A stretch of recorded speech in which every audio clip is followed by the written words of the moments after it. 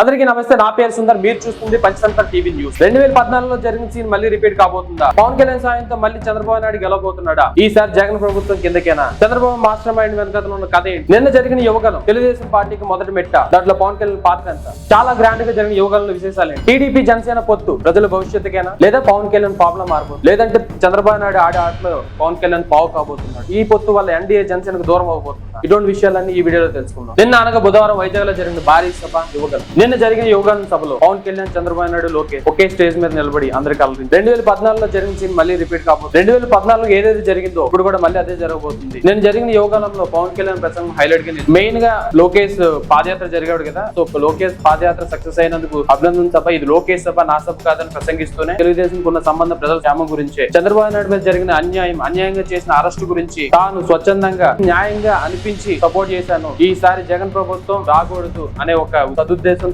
ప్రజల క్షేమం గురించి మాత్రమే ఇద్దరం కలిసామన్న మాటను హైలైట్ చేస్తూ చెప్పారు నిన్న. అదే విధంగా జగన్ ప్రభుత్వం చేసిన అన్యాయాలని ఎదురు చూపుతూ ఆయన్ని ఎదిరిస్తూ ఆయన్ని జగన్ ప్రభుత్వం టార్గెట్ గా చేసిన మాటలన్నింటినీ హైలైట్ చేస్తూ చెప్పారు నేను ప్రసంగంలో. గతంలో వైఎస్ రాజశేఖర రెడ్డి హయాంలో ఆడపిల్లలు బయటికి రావాలంటే క్షేమంగా ఉన్న పరిస్థితిని జగన్ ప్రభుత్వం ఇప్పుడు చాలా భయంకరంగా మలిచింది అని ఎద్దేవే చేశారు. అయితే జనసేన టీడీపీ పొత్తులో ఎవరు సీఎం అవబోతున్నారు ఇంకా తెలియలేదు. సో రానున్న సమావేశంలో జనసేన టీడీపీ మేనిఫెస్టో కలిసి విడుదల చేయబోతున్నారు. ఎవరు సీఎం అనేది పక్కన పెడితే పవన్ కళ్యాణ్ భవిష్యత్ ఏంటి, ప్రజలు గాని ఆయన అభిమానించే అభిమానులు గాని, ఆయన రాజకీయ భవిష్యత్తుపై ఆయన అభిమానించే అభిమానులు గాని, సామాన్య ప్రజానికం గాని ఎన్నో అనుమానాలు వ్యక్తం చేశారు. పార్టీ పెట్టి 10 సంవత్సరాల పైన అవుతున్నా ఇంకా ఏదో ఒక పార్టీకి సపోర్ట్ చేస్తూనే ఉంటాడు. ఆయన మేనిఫెస్టో ఏంటి, ఆయన ఏ ఉద్దేశంతో రాజకీయంగా వచ్చాడు, ప్రజలకు క్షేమం, ఆయన గెలిచే అవకాశాలు ఉన్నా సరే టీడీపీకి ఎందుకు సపోర్ట్ చేస్తారు, చంద్రబాబు హస్తం ఏమైనా ఉందా, ఆయన మాస్టర్ మైండ్ యూజ్ చేస్తున్నారా, ఇదైతే రానున్న రోజుల్లో మనకే తెలియకపోతుంది. అలాగే చూసుకుంటే గతంలో చూసుకుంటే రాజశేఖర రెడ్డి గారు, కేసీఆర్ గారు గాని, వైఎస్ జగన్మోహన్ రెడ్డి గారు గాని చేసిన ప్రతి ఒక్క నాయకుడు, పాదయాత్ర చేసిన ప్రతి ఒక్క నాయకుడు సీఎం అయ్యాడు. ఇప్పుడు